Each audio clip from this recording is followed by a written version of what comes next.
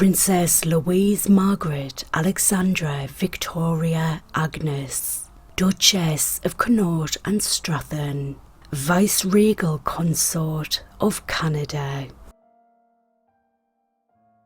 She was born on the 25th of July 1860 in Potsdam, the Kingdom of Prussia.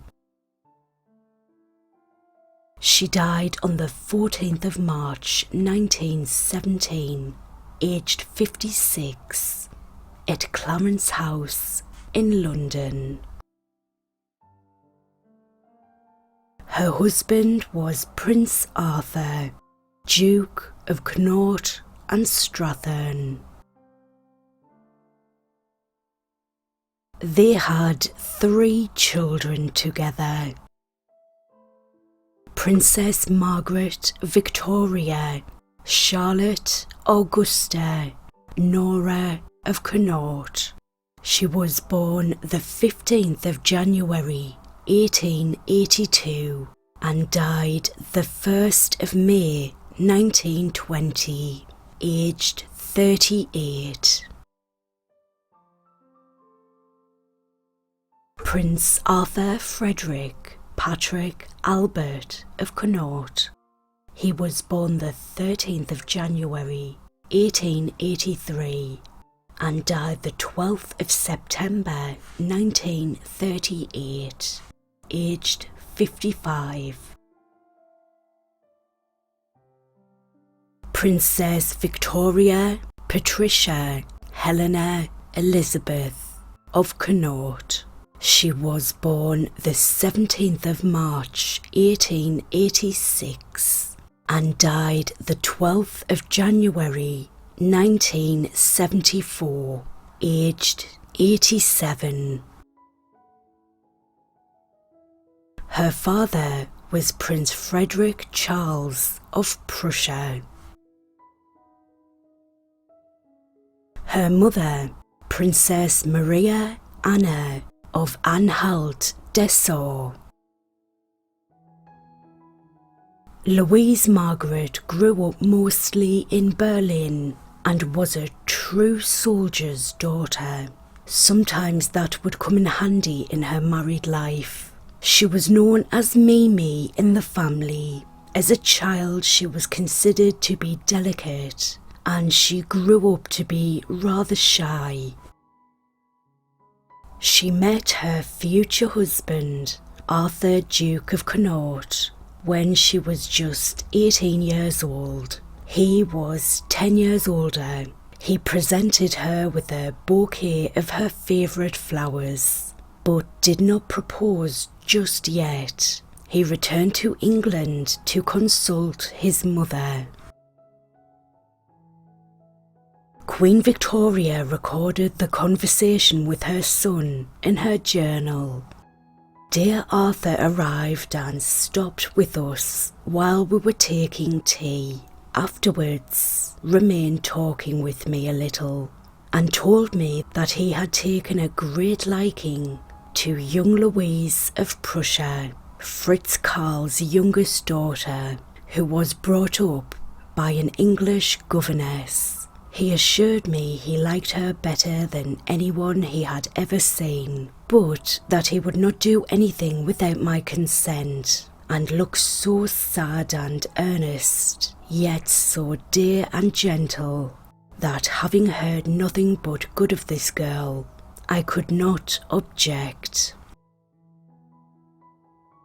Even Queen Victoria's eldest daughter approved, and she wrote to her mother, I could not choose for a sister-in-law anyone I like better than Louise. She will make Arthur a most delightful wife. Each is the complement of the other, and I foresee that each will make the other supremely happy. Eventually, a double engagement was announced between Arthur and Louise Margaret, and between her elder sister Marie and Prince Henry of the Netherlands. The death of Arthur's sister Alice meant that the engagement lasted for over a year, and Arthur travelled to Berlin several times during this year to see Louise. In March 1878, Louise Margaret travelled to England. She received a dowry of £30,000, half of which was spent on her trousseau. Arthur was waiting on the shore as Louise Margaret arrived in a yacht and sprang aboard. When the yacht came alongside the shore, they appeared on the deck together, and there were cheers as they disembarked. Louise Margaret charmed Queen Victoria. Queen Victoria wrote to her eldest daughter, "Had I not seen her before Arthur spoke to me of his feelings for her, I should not have grieved him by hesitating for a moment in giving my consent to the union. She is a dear sweet girl of the most amiable and charming character, and whatever nationality she was, I feel sure dear Arthur could not have chosen more wisely." The wedding took place on the 13th of March 1879. It was celebrated with great pomp at St. George's Chapel in Windsor. Arthur led his bride to the altar, and there were many foreign royals in attendance. Louise Margaret was attended by 8 bridesmaids in white satin gowns embroidered with wild roses, her favourite flower.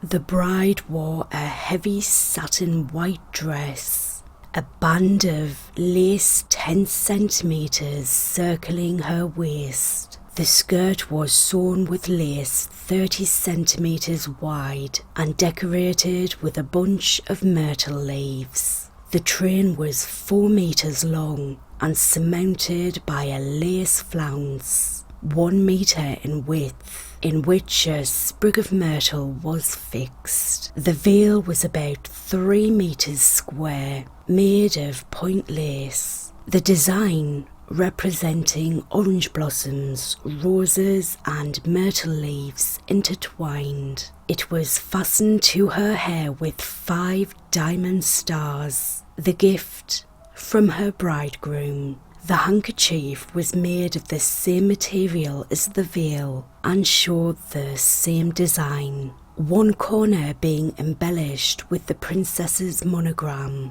the other with the Prussian eagle, and she carried a bouquet of white flowers.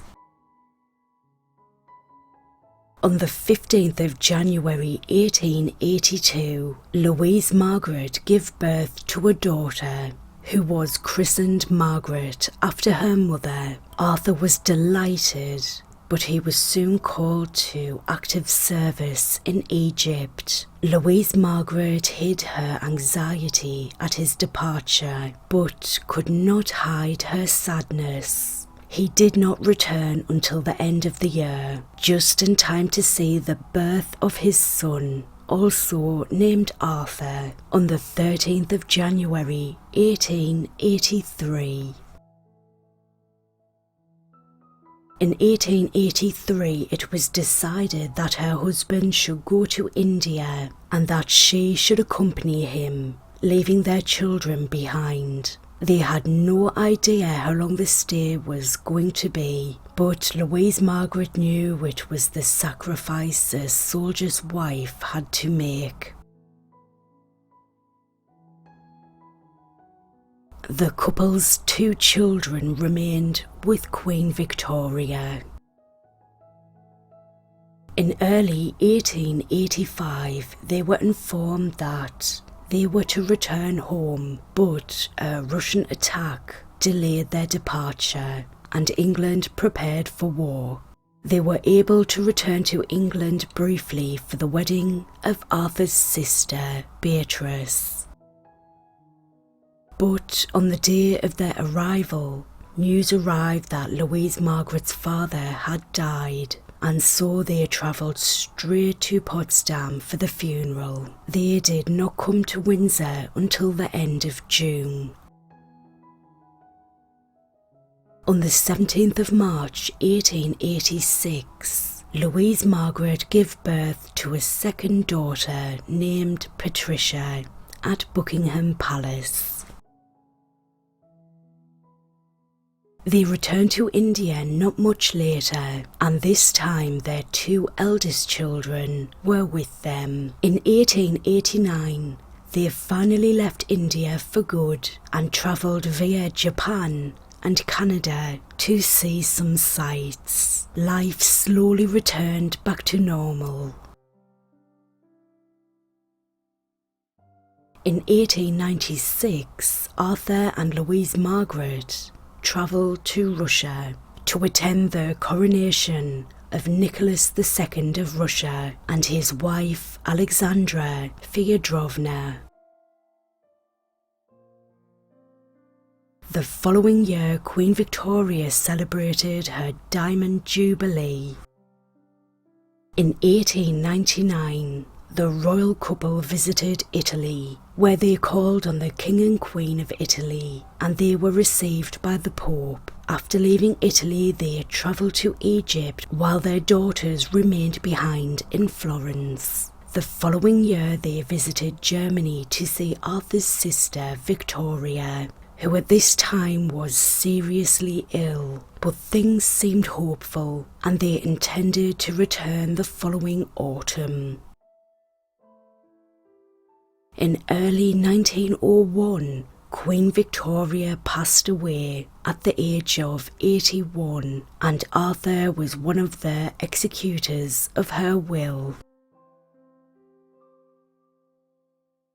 Just a year later, Arthur was in charge of all of the military arrangements for the coronation of his brother, now King Edward VII, and Arthur and Louise Margaret returned to India at the end of the year as representatives of the royal family at the State Durbar and proclamation of King Edward VII at Delhi. Afterwards, they left for Ireland, where Arthur was stationed. In February 1905, the engagement of their eldest daughter, Margaret, and the Crown Prince of Sweden was announced, and their wedding took place on the 15th of June in St. George's Chapel at Windsor. Louise Margaret's first grandchild was born on the 22nd of April 1906 and was named Gustav Adolf. In 1911, the Connaughts went abroad once more. Arthur was appointed Governor-General of Canada and Louise Margaret would join him there. She had been in good health until then, but she developed peritonitis. She continued to do what she could. By 1913, she was so ill that she went home to England, where she underwent 2 serious operations. She returned to Canada at the end of the year, but she had not yet recovered fully.